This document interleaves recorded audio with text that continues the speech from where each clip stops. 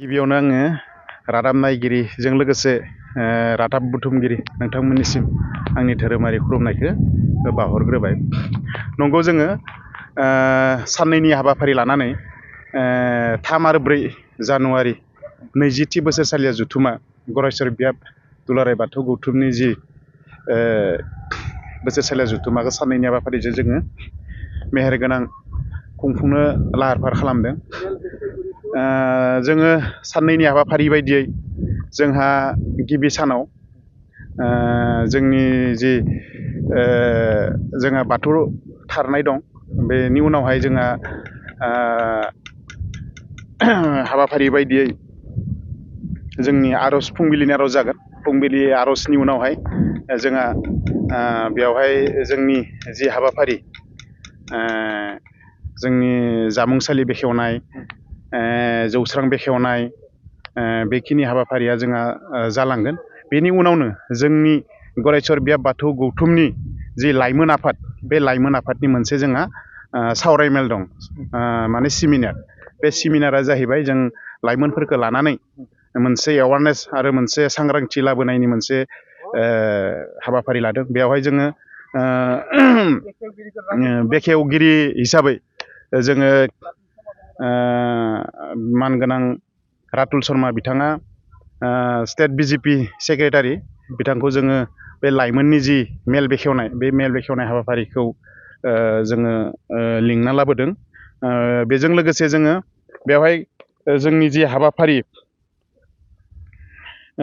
हाबाफारिनि आयदाया जिथु लाइमोननि गुन गोनां सोलोंथाइनि गेजेरजों बाथौ धोरोमखौ फोथांना लाखिनायाव लाइमोनफोरनि मावनांगौ बिबान, बे मोनसे गोनांथार आयदा। बेजों लोब्बा लानानै जोङो आलासि लिंहरदों। जोंनि लाइमोन आफादनि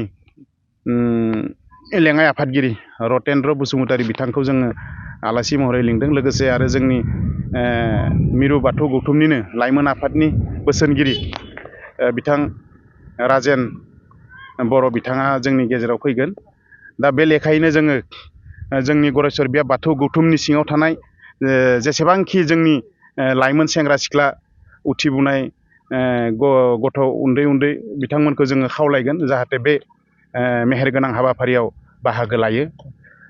बेनि उनावहाय जोङो हाबाफारि बायदियै जोंहा बे 3 जानुवारिनि जिथु बे लाइमोनफोरनि सावरायमेल जोबखांनायनि उनाव जोंहा थान्दै मेल जिरायगोन। बे थान्दै मेलावहाय जोंहा जिहेथु जोंनि जे गरायस्वर बियाब बाथौ गौथुमा 3 बोसोर जालांबाय, 3 बोसोर जालांनायनि जि जोंहा संबिजिर बायदियै दुलाराय बाथौ गौथुमनि संबिजिरा 3 बोसोर। बे 3 बोसोर जों देग्लाय 3 बोसोर फैयै फैयै जोङो 3 बोसोराव आगान होफैबाय। बे लेखायैनो जोङो गोजाम आफादखौ सिफायनानै गोदान आफाद जोङो दानाय जागोन बे थान्दै मेलनि गेजेरजों।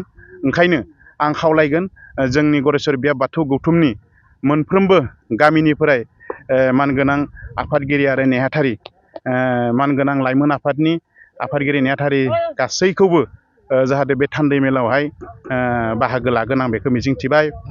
आरो जोंनि जि नैथि हाबाफारि, नैथि माने 4थि सानखालि 4 जानुवारि सान जोंनि जि हाबाफारि बायदियै जोंहा फुंबिलिनि जि आर'ज, बे गौमा आर'ज जागोन। बेवहाय जोङो जोंनि 58 जिथु गामि दं गरायस्वर बियाब बाथौ गौथुमनि सिङाव थानाय मानगोनां गामिसानि जि मानगोनां आफादगिरिजों लोगोसे माइनाव आफादनि मानगोनां बिथांमोनखौ जोङो गौमा आर'जआव हांख्रायदों। बेजों लोगोसे जोङो बेवहाय गौमा आर'जआव जिथु जोंनि बोसोन लाखिनो थाखाय जोङो आसाम आयेन आफादनि बुंथिगिरि मानगोनां बिस्वजित दैमारि बिथांखौ जोङो बेवहाय लिंहरदों। ओंखायनो आं खावलायगोन जाहाथे बे गौमा आर'जआवहाय जोंनि जि हाबाफारि, बे हाबाफारियाव जोंनि 58टा जिथु गामिनि मानगोनां रायजो राजा बिथांमोनखौ आं खावलायगोन। दायो हाबाफारि बायदियै जोंहा गौमा आर'जनि उनावहाय जोंनि जि गेवलां मेल, बे गेवलां मेलाव जोंहा आलासि महरै जोङो जोंनि जिथु गेवलां मेलखौ बेखेवगोन मानगोनां जोंनि गरायस्वर बियाबनि MCLA महेस्वर बसुमतारी बिथांखौ जोङो मेल बेखेवनायनि जि हाबाफारि, बेखौ जोङो लिंहरनाय जादों। आरो बेजों लोगोसे जोंहा बेयाव आलासि महरै गाहाय आलासि महरै नुजाफैगोन जोंनि दुलाराय मिरु गौथुमनि मानगोनां बिथां इसवारि सुरेश इसवारि बिथाङा गाहाय आलासि बिथाङा जोंनि गेजेराव सफैगोन। बिथाङा वेस्ट बेंगलनि जोंनि दुलाराय मिरु बाथौ गौथुमनि बिथाङा फोसावगिरि। दा बेजों लोगोसे जोंनि गेजेराव आरो सफैनो हागोन जोंनिनो माइनाव आफादनि गाहाय नेहाथारि सांग्रिलि बर' बिथाङा गाहाय नेहाथारि दुलाराय मिरु बाथौ गौथुम माइनाव आफादनि। दा ओंखायनो आं खावलायगोन जोंनि जे साननैनि हाबाफारि जे मेहेरगोनां जानो थांगासिनो दं बेवहाय आङो जोंनि गरेस्वर बियाब बाथौ गौथुमनि सिङाव थानाय मोनफ्रोमबो गामिनि मानगोनां रायजो राजा बिथांमोनखौ जोंनि जि साननैनि हाबाफारि बे साननैनि हाबाफारियावहाय लोब लोब हेफाजाब होफैगोनखौ मिजिंथिनानै आङो गरेस्वर बियाब बाथौ गौथुमनि गाहाय नेहाथारि जानानै गासैनिसिमबो आंनि खुलुमनायखौ बावहरबाय। लोगोसे आं बेखिनिखौनो बुंनानै फोसावनाय जाबाय। गोजोन्थों। आर'ज लानायनि बाथ्रा दङ 5,000 बाथौ सिबियारिफोरखौ बाहागो लानायनि बाथ्रा बुंदों बे समाव। बे नंगौ जोंहा जोंनि जा नैथि साननि हाबाफारि दा बेवहाय गिबि हाबाफारि हिसाबै जोंहा धोरोमारि फिरफिला बिरहोनाय, बेनि उनाव जोंहा रुंसारिफोरनिसिम बिबार बावनाय, बे हाबाफारिया जोबनाय लोगो लोगोनो जोङो गौमा आर'जखौ बेवहाय लानाय जादों। दा बे गौमा आर'जआव गरेस्वर हालामनि जेसेबां रायजो राजा दङ बेवहाय बे गौमा आर'जआव बाहागो लाफैगोन। आफा इसोर अबंगसाय नुवाथारि आनान गसाय सोरजिगिरि बोराइ बाथौनि सेराव बयबो बिबार बावफैगोन। बेवहाय जोङो बे गौमा आर'जआव जोङो खमैबो 100 खाम दामनायनि जों मोनसे सिन्था सरसा खालामदों अलरेडि। दा बेवहाय जोंहा बोसोन बिबुंथि महरै जोंनिनो आसाम आयेन आफादनि मानगोनां बुंथिगिरि आसाम लेजिस्लेटिभ एसेमब्लि श्रीजुत बिस्वजित दैमारि सारा बेवहाय बोसोन बिबुंथि लाखिफैगोन। दा ओंखायनो रायजो राजा नोंथांमोननिसिम खावलायनाय बे जिथुनिखि जोंनि जानो गोनां गौमा आर'ज बेवहाय गासै 58टा सुपानि न'खरफ्रोमबो माइनाव रायजो राजा दौरि बिथांमोना बाहागो लाफैगोन। दा ओंखायनो आरोबाव नोंथांमोनसिम खावलायनाय जाहाथे बे गौमा आर'जआव जोंनि धोरोम जा बाथौ धोरोम, बे बाथौ धोरोमनि जा जिथुनिखि मोनसे आब्रुथि दा बेवहाय नोंथांमोना नुनो मोनगोन। दा ओंखायनो रायजो राजा नोंथांमोनसिम खावलायनाय जाहाथे नोंथांमोना बे गौमा आर'जआव बाहागो लायो, बाहागो लानानै जोंनि जा आसाम आयेन आफादनि जोंनि बुंथिगिरि मानगोनां बिस्वजित दैमारि सारा माखासे धोरोमनि बागै मोजां मोजां बिबुंथि होलांगोन। बिथाङा फैगोन, बिथांखौ जोङो बानजाय आफादनि जानानैबो आरो लोगोसेयैनो गरेस्वर बियाब दुलाराय बाथौ गौथुमनि जानानैबो सार बिथांनिसिम रोजा रोजा साबायखर बावहरबाय। बिथाङा थि समावनो सफैगोन। दा बेनि उनाव जोङो मोनसे हाबाफारि गोनांथार बे साननैनि जिथुनिखि मेहेरगोनां हाबाफारि बेवहाय जोंहा गेवलां मेल। दा बे गेवलां मेलाव जों सासे आलासि लिंहरदों। बिथाङा जाबाय वेस्ट बेंगलनि सोनाब बेंगलनिफ्राय बिथाङा बाहागो लाफैगोन। दुलाराय बाथौ गौथुमनि फोसावदिं नेहाथारि बिथां सुरेश इसवारि बिथाङा जोंनि बेवहाय गाहाय आलासि महरै बाहागो लाफैगोन। आरो लोगोसेयैनो दुलाराय बाथौ गौथुम माइनाव आफादनि जोंहा नेहाथारि सांग्रिलि बर' आब' बिथाङाबो बाहागो लाफैगोन। आरो जोंहा बिदिनो जों बुंनांगोन बिथांनिसिम दा आथिखालनि बिटिसिनि EM लोमस्राव दैमारि सार बिथाङा हिरिम्बा बाथौ थानसालिनि जा बावसोमनानै जा बे हिरिम्बा बाथौ थानसालिखौ जे सोरजिबाय बानायबाय बिथांनि गोबां अबदान दङ। दा सार बिथाङाबो जर'खा आलासि महरै जोंनाव बाहागो लाफैगोन। दा ओंखायनो बे जिथुनिखि गेवलां मेल, बे गेवलां मेलनि हाबाफारिफोराव मोनफ्रोमबो हाबाफारिफोराव जोंनि रायजो राजा नैबे बिसेस भाबै जोंहा नैबेयावहाय जिहेथु जोङो बरकुसला MV फरायसालि आरो लोगोसेयैनो जोंहा बिहुराम गोजौ फरायसालिनि बे गेवलां फोथार गेलेग्रा फोथाराव जोङो जोंनि जा बर' रामसा जारमाला ओजोंहाय जोंहा बेलकना औगुरि हादग्रा हलापारा नङा होनब्ला बिथिंहाय जाबाय जोंहा 1 नम्बर बालाबारि, 2 नम्बर बालाबारि, 3 नम्बर बालाबारि, जोंहा बिथिंहाय 1 नम्बर बालाबारि थाबाय बरकुसला। दा गासै 58टा सुपायानो बेवहाय बे जोंनि जा गेवलां मेल बे साननैनि हाबाफारि जोबथा हाबाफारि गेवलां मेल बे हाबाफारियाव बाहागो लानानै जाफुंसार होयो बेखौ आङो गरेस्वर बियाब दुलाराय बाथौ गौथुमनि जानानै खावलायबाय।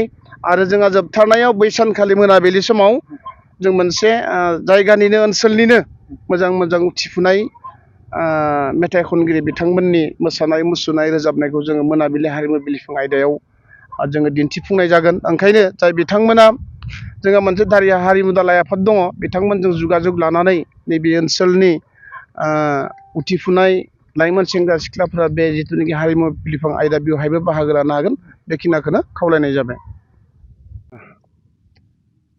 आङो गरेस्वर बियाब दुलाराय बाथौ गौथुमनि जानानै गिबियाव नोंथांमोन बयनिसिमबो धोरोमारि गाहाम हामलायनायखौ बावहरग्रोनाय जाबाय। जों दिनै गरेस्वर बियाब दुलाराय बाथौ गौथुमा फैबाय थानाय जोंहा अदेबानि गाबोननिफ्राय आरो 3 आरो 4 जानुवारि 2026 मायथाइनि सनिबार आरो रबिबार सान बे साननैनि मेहेरगोनां हाबाफारि लानानै जों गरेस्वर बियाब दुलाराय बाथौ गौथुमनि जा खुंगा 20थि बोसोरसालिया जथुम्मा बे बोसोरसालिया जथुम्माखौ जों नैबे बिहुराम बर' गोजौ फरायसालि आरो लोगोसेयैनो जोंहा बरकुस्ला MV गेजेर फरायसालिनि नैबे गेवलां गेलेग्रा फोथाराव जोङो गाजा गोमजायै खुंनो थांगासिनो दङ। दा बेवहाय जोङो गिबियाव आङो बियाब गौथुमनि जानानै जोंनि गरेस्वर हालामनि गासै रायजो राजा नोंथांमोन बयनिसिमबो खावलायनाय खुलुमहरनाय बे जोंनि बर' हारिनि धोरोम बे बाथौ धोरोम बे बाथौ धोरोमखौ मान होनानै जोंनि नैबे जा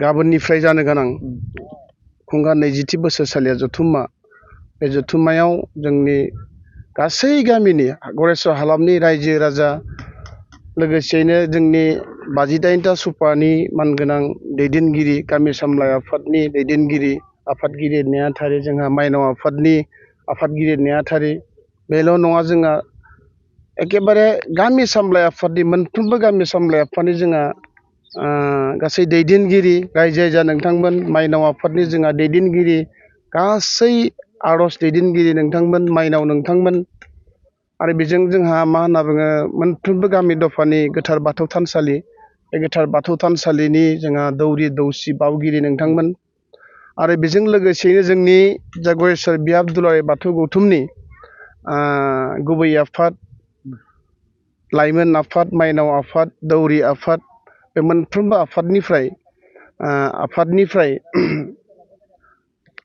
आफादनि जानानै जोङो बेखौनो खावलायनो सानो जाहाथे बे हाबाफारियाव जोंनि गिबि साननि हाबाफारि जा सनिबार खालि बेवहाय जोङो गिबि सानाव जोंहा माखासे जौस्रां बेखेवनाय सायनासालि बेखेवनाय नङा होनब्ला बिदिनो जामुंसालि बेखेवनाय दा बेफोर हाबाफारिखौ जों गिबियाव जों दैदेनलांगोन। दा बेनि उनाव जोङो जोंनि नैथि हाबाफारि होनांगोन बेयो बिफांसा गायनाय बे हाबाफारिखौ जोङो आबुङै मावफुंलांगोन। दा बेनि उनाव जोंहा बिफांसा गायनायनि उनाव जोङो मोनसे एकदम गोनांथार सावरायमेल गरेस्वर बियाब दुलाराय बाथौ गौथुम लाइमोन आफादनि दा बेवहाय जोङो मोनसे गोनांथार आयदा लादों बे जाबाय गुन गोनां सोलोंथाइनि गेजेरजों बाथौ धोरोमखौ फोथांना लाखिनायाव जोंहा लाइमोन सेंग्रा सिख्ला बिथांमोननि लाइमोन सेंग्रा सिख्लाफोरनि जा मावनांगौ बिबान दा बेवहाय जोङो बे सावरायमेलाव जोंहा गाहाय सावरायगिरि महरै जोंहा दुलाराय बाथौ गौथुमनि लाइमोन आफादनि आखान्थि आफादगिरि मानगोनां रितेन बसुमतारी फ्रम राङापारानिफ्राय आरो लोगोसेयैनो जोंहा दुलाराय बाथौ गौथुमनिनो बारग' बोसोनगिरि आथिखाल बिथाङा कमुरिकाटा आउटपस्टनि इनचार्ज राजेन बर' सार बिथाङाबो सावरायगिरि महरै बाहागो लाफैगोन। बेजों लोगोसेनो जोंहा जोंनिनो गरेस्वर फरायसालिमानिनो बारग' लेङाइ गोरायुं बर' बिफाननि गाहाय फोरोंगिरिमोन बिथाङा लोगोसेयैनो बारग'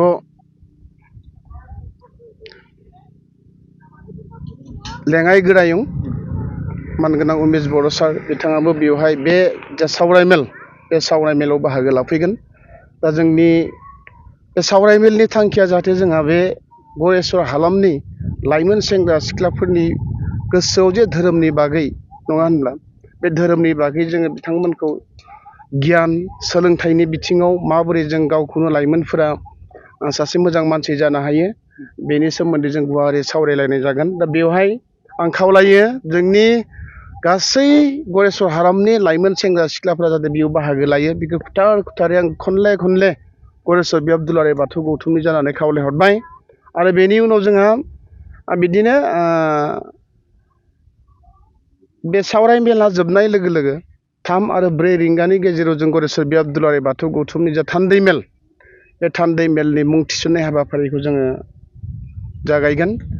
दा बे थान्दै मेल मुं थिसननाय जोबनाय लोगो लोगो जोङो मोनाबिलिनि 5-6 रिंगानि गेजेराव जोङो गरेस्वर बियाब दुलाराय बाथौ गौथुमनि जा थान्दै मेल बे थान्दै मेलखौ जोङो दैदेनगोन। थान्दै मेलखौ जों जागायगोन। दा बेवहाय जोंहा देग्लाय बोसोराव गरेस्वर बियाब दुलाराय बाथौ गौथुमा जोंहा गौथुमनि संबिजित कनस्टिटिउसनखौ नायनानै बिनि जा बैसो 3 बोसोरारि बियो फैगोन गाबोननिफ्राय गाबोन सनिबार आरो रबिबार बे सनिबार रबिबाराव जोंनि गरेस्वर बियाब दुलाराय बाथौ गौथुमनि टार्म्सआ जोबहैगोन। दा बे लेखायै जोङो बै खालि अर्थात गाबोन बे थान्दै मेलनि गेजेरजों जोङो गोजाम आफादखौ सिफायनानै गोदान आफाद दानाय जागोन। दा ओंखायनो गरेस्वर हालामनि गासै रायजो राजा नोंथांमोनसिम खावलायनाय बे थान्दै मेलाव नोंथांमोननि मदद नोंथांमोननि हेफाजाब नोंथांमोननि अननाय नोंथांमोननि खौसेथि नोंथांमोननि नाजानायाव बे थान्दै मेला आबुङै जाफुंसारो। गाबोननि हाबाफारि हिसाबै बेखिनिखौनो बुंबाय।